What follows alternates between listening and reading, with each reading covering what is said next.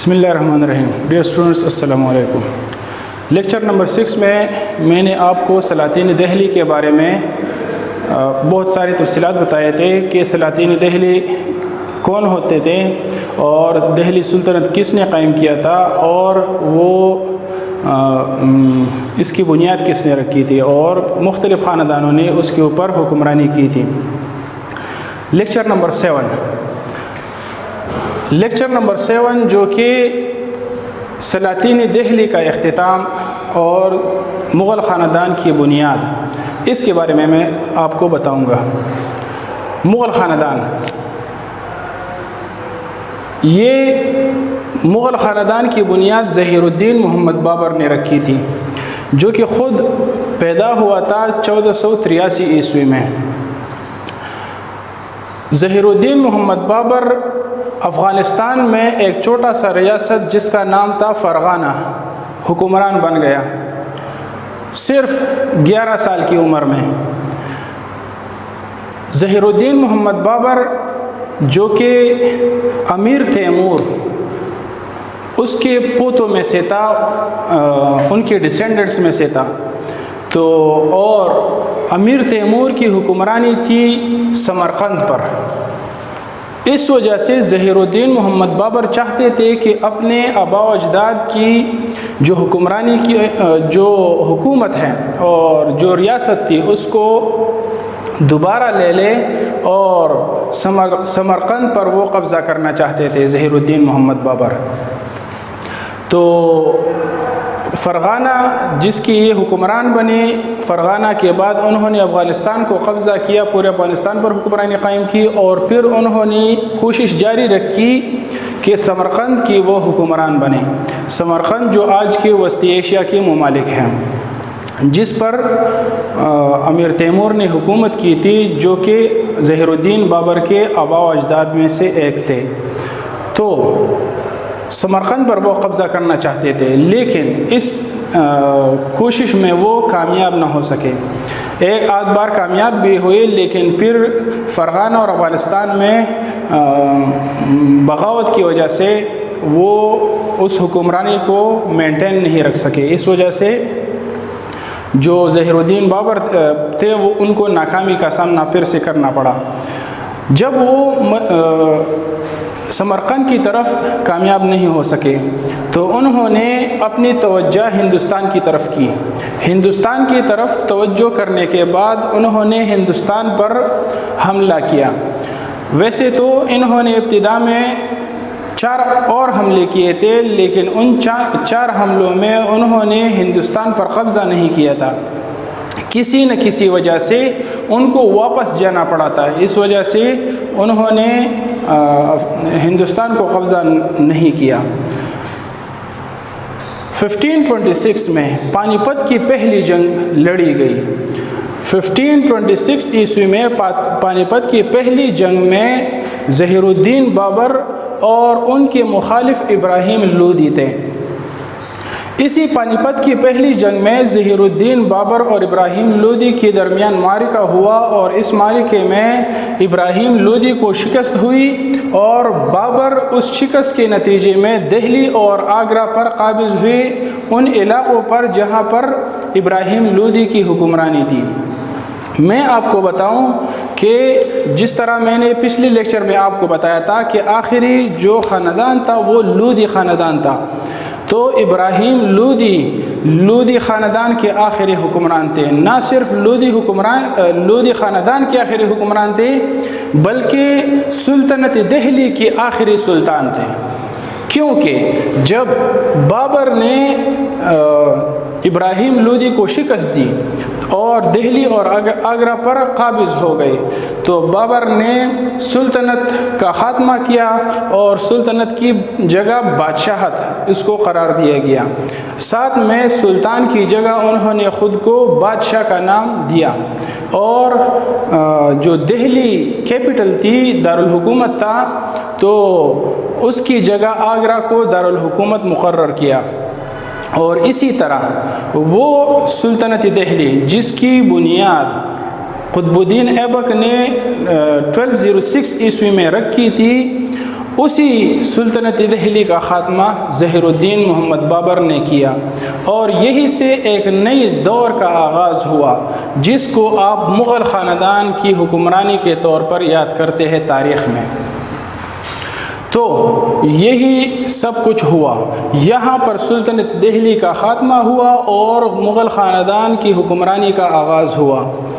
مغل خاندان کا عروج یہاں پر یہی سے شروع ہوتا ہے 1526 سے، کیونکہ 1526 عیسوی میں بابر نے جب ابراہیم لودھی کو شکست دی اور ان کے علاقوں پر قابض ہو گئے، تو ان کی دردسر جو تھی وہ ختم نہیں ہوئی تھی، یا ان کے جو مخالفین تھے وہ ختم نہیں ہوئے تھے، ابھی ان کو تھریٹس تھے، ان کو خطرات تھے۔ وہ خطرات جو بابر کو سنگین خطرات لاحق تھے وہ تھے رانا سنگرام سنگھ کی طرف سے۔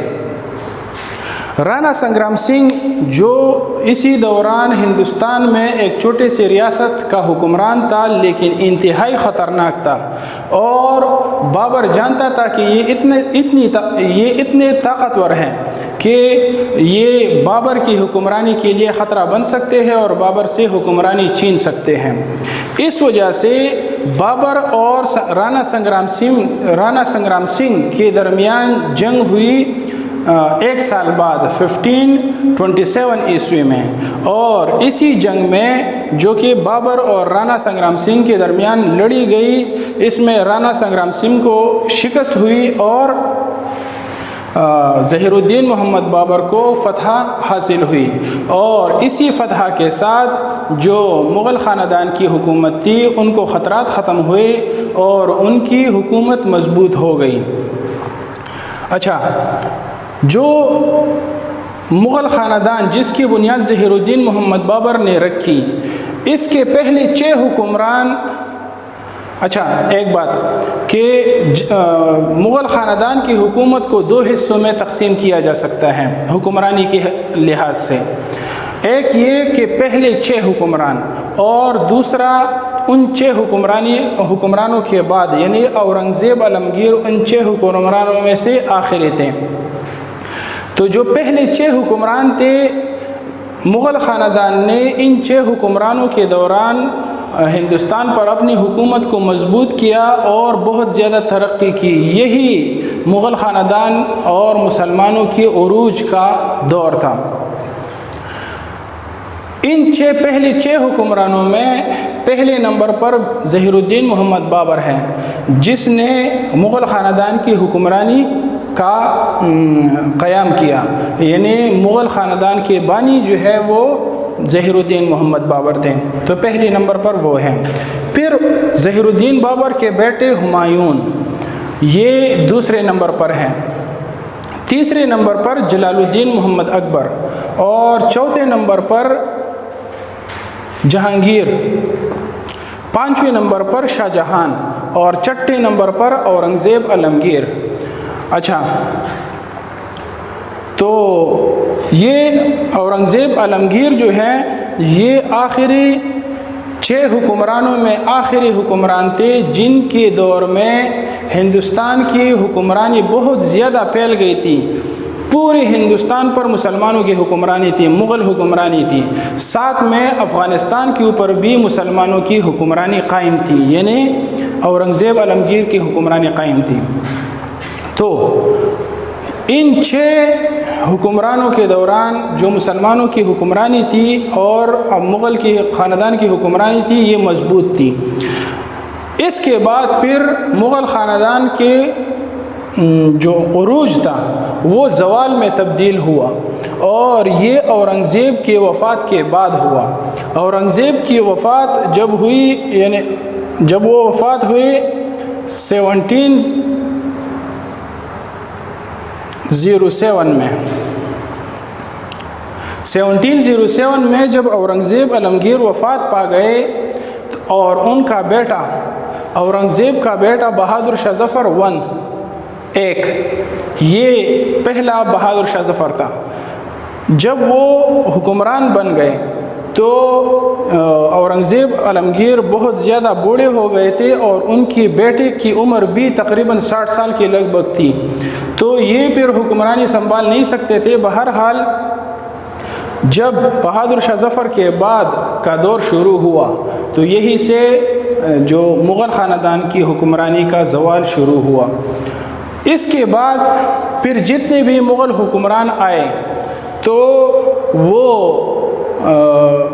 کمزور تھے، یا آپ کہہ سکتے ہیں نااہل تھے، کیونکہ وہ حکمرانی کرنے کے قابل نہیں تھے، وہ حکمرانی نہیں کر سکتے تھے، کیونکہ وہ، میں آپ کو بتا سکتا ہوں کہ وہ عیاش تھے، کیونکہ وہ جو حکمران تھے وہ میدانی جنگ کی بجائے محفلوں کو سجاتے تھے۔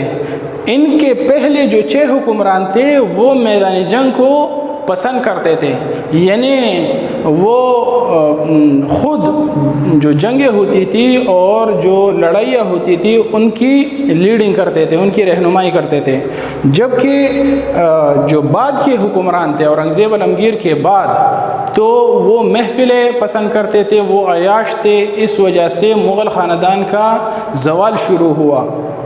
اور یہ زوال جا کے ختم ہوا مغل خاندان کا جو آخری حکمران تھا بہادر شاہ ظفر II۔ بہادر شاہ ظفر آخری حکمران تھا، 1857 عیسوی میں اسی کا اینڈ ہوا۔ مغل خاندان کی حکمرانی جس کی بنیاد ظہیر الدین بابر نے 1526 عیسوی میں رکھی تھی، اسی کا اینڈ ہوا، خاتمہ ہوا 1857 عیسوی میں۔ 1526 سے لے کر 1857 عیسوی کا دور جو ہے ہندوستان کے اوپر یہ مغل خاندان کا دور سمجھا جاتا ہے، اور اسی دوران مغل خاندان کی حکمرانی قائم تھی۔ لیکن اس میں ایک شخص نے کچھ عرصے کے لیے حکمرانی کی تھی اور پھر اس کے بیٹے آئے تھے اسی مغل خاندان کے دوران ہندوستان پر ایک شخص نے حکومت کی تھی جو کہ مغل نہیں تھے، وہ تھے شیر شاہ سوری۔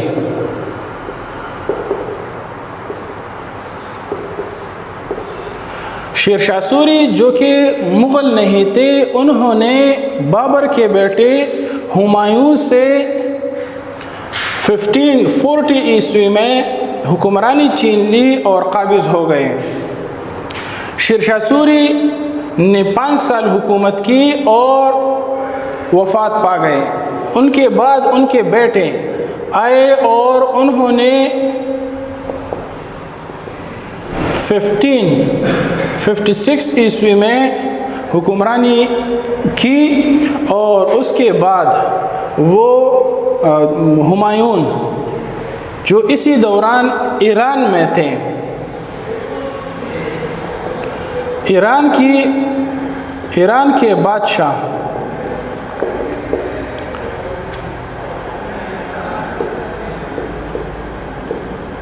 انہوں نے وہ مغل خاندان کی حکمرانی واپس چھین لی جس کو ظہیر الدین بابر نے قائم کی تھی۔ تو یہ جو عرصہ ہے 1540 سے لے کر 1556 تک، یعنی 16 سال بنتے ہیں۔ اسی دور 1526 سے لے کر 1857 تک یہ مغل خاندان کا دور یاد کیا جاتا ہے، لیکن اسی دور میں یہ جو 16 سال ہیں یہ شیر شاہ سوری اور ان کے بیٹوں نے حکومت کی تھی اور وہ مغل نہیں تھے، تو یہ اسی بیچ میں ایک اور ہسٹری ہے۔ اچھا، تو یہی پر مغل خاندان کا زوال ہوا اور ان کی حکمرانی کا خاتمہ کیا۔ 1857 عیسوی میں مغل خاندان کی حکمرانی کا خاتمہ انگریزوں نے کیا جو برٹشرز تھے۔ اب آگے پڑھیں گے کہ برٹشرز کیسے آئے، کیوں آئے، کس طرح وہ ہندوستان کے مختلف علاقوں پر قابض ہو گئے، اور آخر کار 1857 عیسوی میں انہوں نے مغل خاندان کے حکمران کو شکست دے کر پورے ہندوستان پر قبضہ کیا، اور اگلے 90 سال تک، یعنی 1947 عیسوی تک انگریز ہندوستان پر قابض تھے. تو آگے انشاءاللہ یہ نیکسٹ لیکچر میں آپ کو بتاؤں گا کہ انگریزوں کی آمد کیسی ہوئی اور یہ سب کچھ کیوں اور کیسے ہوا. تو یہ انشاءاللہ لیکچر نمبر 8 میں آپ کو بتاؤں گا. Thank you.